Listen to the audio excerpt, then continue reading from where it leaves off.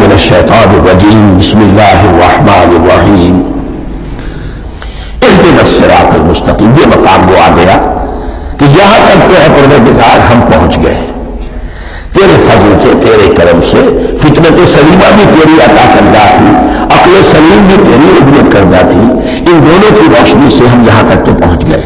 اب ہماری جو ضرورت ہے احتیاج ہے وہ کیا ہے؟ اهدنا الصراط المستقیم, ہدایت بخش ہمیں سیدھے راستے کی. یہاں دو باتیں سمجھ لیجیے. انفرادی سطح پر انسان کے لیے نہ معلوم کتنے مرحلے آتے ہیں ہر روز کہ جس میں وہ ایک چھٹک کر کھڑا ہو جاتا ہے, یہ کروں یا یہ کروں. دو آلٹرنیٹو سامنے آ رہے, فیصلہ کرنا مشکل ہو رہا ہے. قدم قدم پر ہدایت کی ضرورت ہے.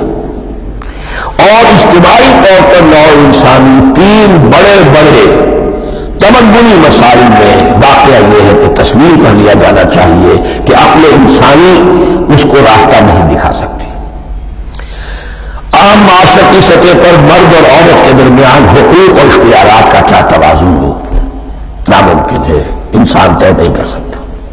انسان یا مرد ہے یا عورت ہے.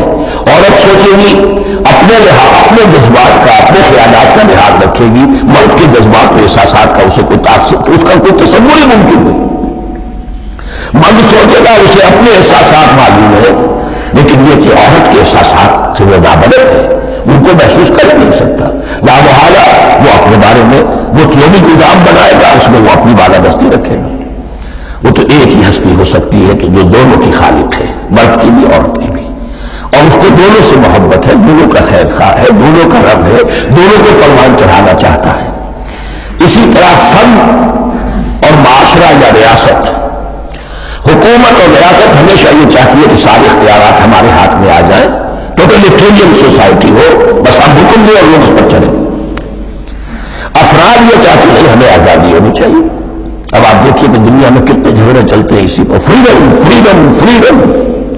وہ فریڈم واقعتاً اپنی جگہ پر ایک شے ہے, افراد کی آزادی ہونی چاہیے, لیکن افراد کی آزادی اتنی ہو جائے کہ وہ بادر قدر آزاد ہو جائے. کوئی قانون, کوئی قاعدہ, کوئی اخلاقی, کوئی حدود و قیود جو ہے ان کا پابند ہے.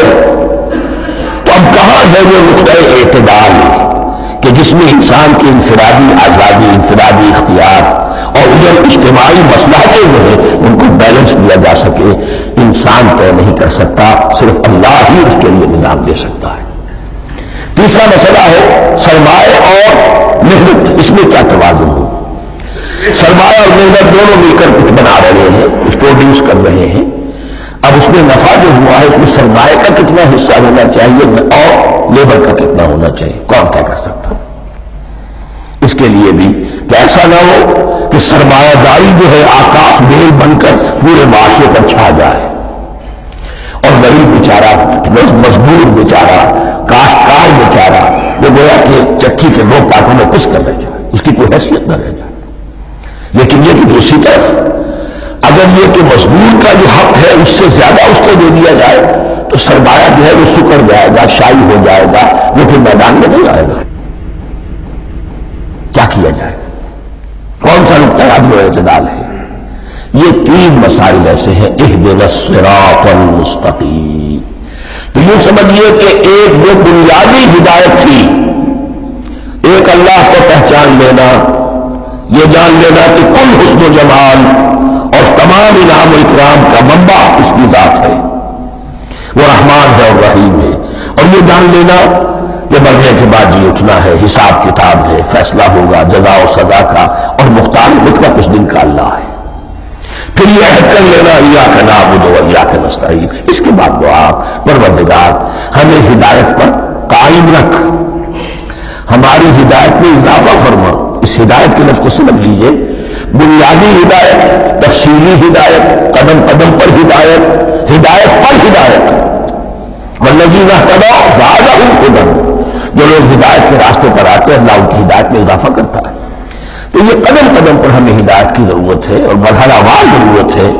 ہدایت اس کو بھی کہتے ہیں کہ کسی نے آپ سے کوئی پتہ پوچھا, آپ نے کہا ادھر جانا, پھر دوسری گلی میں بولنا, پھر جانا 2-3 لائٹیں چلے جانا, پھر بولنا وغیرہ وغیرہ, یہ بھی ہدایت ہے. نظری طور پر آپ نے بتایا ہے. ایک ہدایت یہ ہوئی کہ بھائی میں چلتا ہوں آپ کے ساتھ, میں آپ کو وہاں تک پہنچا دوں گا تاکہ آپ کو دقت نہ ہو. آپ نے منزل تک پہنچا دیا. ان دونوں کے درمیان، یہ تو میں نے ایک فرد کی مثال دی ہے، اللہ اور بندے کے درمیان نہ معلوم کتنے مراحل ہیں ہدایت کے. تو کسی وقت بھی انسان اپنے آپ کو ہدایت خداوندی سے مستغنا نہیں سمجھ سکتا، اور نہیں تو پروردگار جو ہدایت دی ہے اس کو ہدایت پر قائم رکھ. کیا پتا شیطان کا کوئی حملہ، کیا پتا ہمارے نفس کی کوئی شرارت کسی ایسے رخ پر ہمیں ڈال دے کہ اب تک کی ساری کمائی بھی ضائع ہو جائے. لہذا یہ نہ سمجھیے کہ جب یہ ساری چیزیں ان کو معلوم تھی، ان چیزوں کا تو اقرار کر رہے تو اب ہدایت کون سی مانگ رہے؟ تو ہدایت کا تو بڑا میدان کھلا ہوا ہے، اور اس ہدایت کی وہ جو میں نے آخری شکل آپ کو بتائی ہے، یہ منزل مقصود تک پہنچا دے. یہ ہدایت بھی قرآن مجید میں اس معنی میں بھی لفظ آیا ہے کہ اہل جنت جب جنت میں داخل ہوں گے تو جو ترانہ حمد ان کی زبان پر اس وقت ہوگا وہ کیا ہے؟